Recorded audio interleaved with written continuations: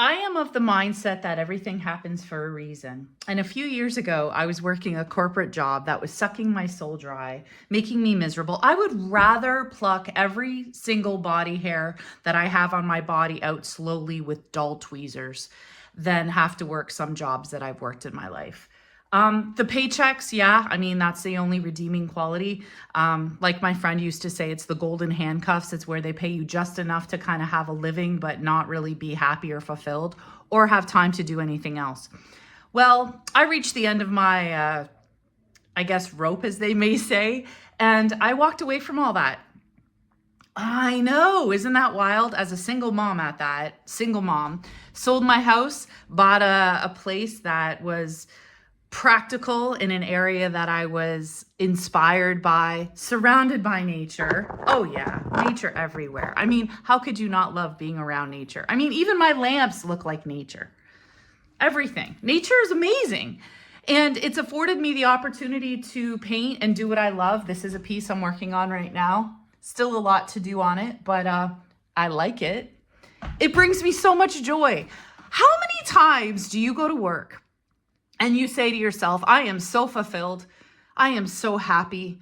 I am so incredibly satisfied with my life. Not often. There are a few people.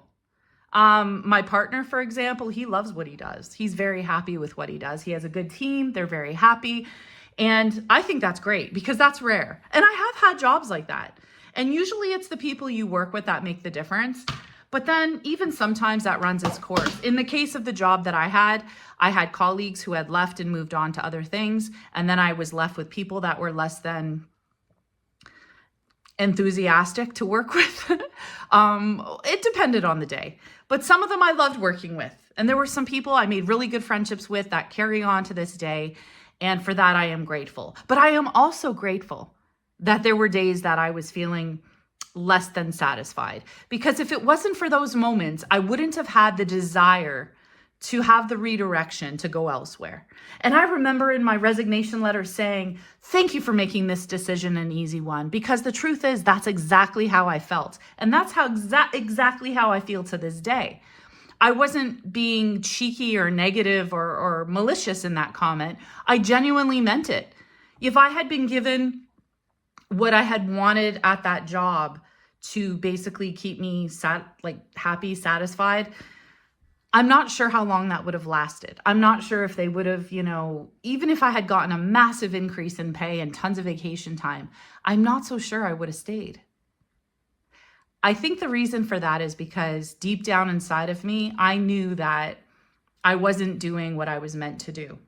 And I have my entire life wanted to be an artist. And art, I am so incredibly passionate about it. I've traveled all over the world to go to galleries in Europe, in North America, South America, Central America, Canada, all over. I read books. I have books on how to make your own paints. I have books on every possible style of art. Many of these books I've not completely yet read because some of them are quite thick, but it's something that I didn't want to wait until I retired. I didn't want to wait till I was 70, 80 years old and I was, dealing with arthritis or whatever else may come at that age. I thought, you know what? How many pieces of art could I create at this stage in my life that can bring joy and happiness to people who, if I were to wait until I was 70, those pieces, first of all, would never have been made. Secondly, they would have reached the collector because everything is divine timing. So there would have been literally thousands of pieces of art that would have been stifled in some obscure matrix of another realm that people never would have seen. It would have been buried inside of me.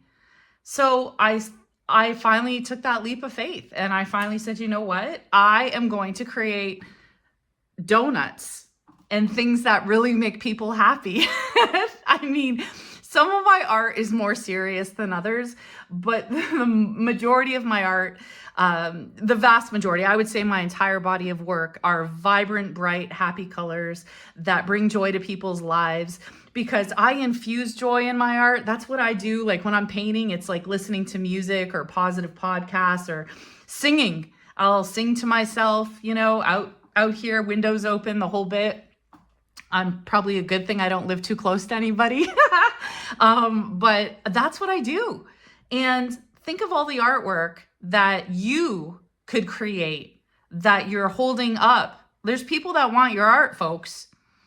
Whether you're a musician or a writer or whatever it is that you create, you're a creator. We're all creators. We're here to create and share our gifts with the world, whatever that looks like for you. And listen, I get it. We all have responsibilities. We all have bills. Many of us have children, but it shouldn't be the reason to stop you from fulfilling your destiny and your dreams. So I just want this to be a reminder. I pressed the record button not knowing exactly what it was I would talk about. Unfortunately, I made a few videos this week that either were too long or the editing went off or whatever, but I'm hoping this one uploads okay. And yeah, so, you know, like I said, I've got this piece. It's a work in progress. It's coming along. It's got a cool story behind it. I love sharing my stories. And I've got this thing going on right now with owls. I don't know why. I don't know why, but yeah. So anyway, tell me in the comments, have you left an unfulfilling job to start what it is you want to do? Are you still working that unfulfilling job? Perhaps you haven't figured out what it is that makes your soul sing. Tell me in the comments. I'd be interested in hearing. Thanks for joining. And if you can subscribe, that'd be super great.